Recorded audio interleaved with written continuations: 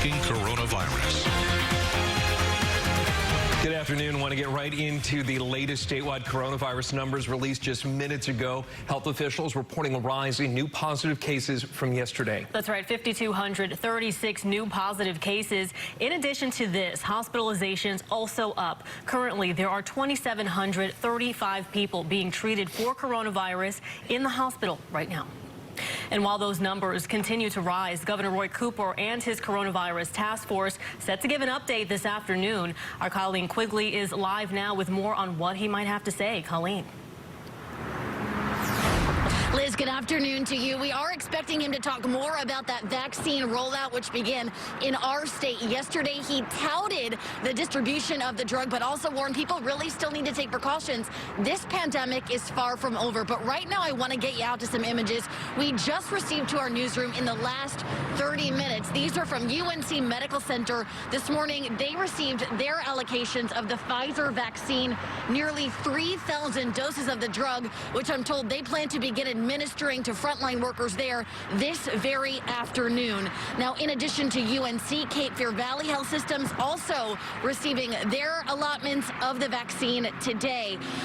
Both tell us they're going to start vaccinating frontline healthcare workers as soon as possible. Now, Duke University Health Systems received nearly 3,000 doses yesterday, and today the Duke regional hospitals are going to get their own allocations of the vaccine. I'm told they're going to begin with a soft launch later today, administering that to just a handful of frontline workers. But yesterday, Duke officials told me how hard those caring for COVID-19 patients have really been working over the last 10 months.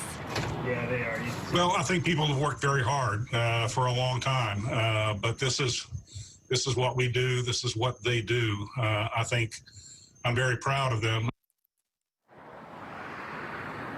Now, both Duke officials and Cape Fear Valley officials echoed what the governor said, that this pandemic is not over, saying both hospital systems currently have the highest number of COVID patients in their units that they've really had all year. And keep in mind, it's going to be months before that vaccine is widely available. Now, DHHS tells me that they do expect other allotments of a COVID-19 vaccine even as soon as later this month. Of course, we're still waiting for the Moderna vaccine to be approved by the FDA, and the anticipation is once that happens, they will begin rolling out that vaccine right away. We are anticipating the governor to talk a little bit more about that this afternoon, so be sure to stay with us as we continue to bring you the very latest. Reporting live outside Duke Raleigh Hospital, Colleen Quigley, CBS 17 News.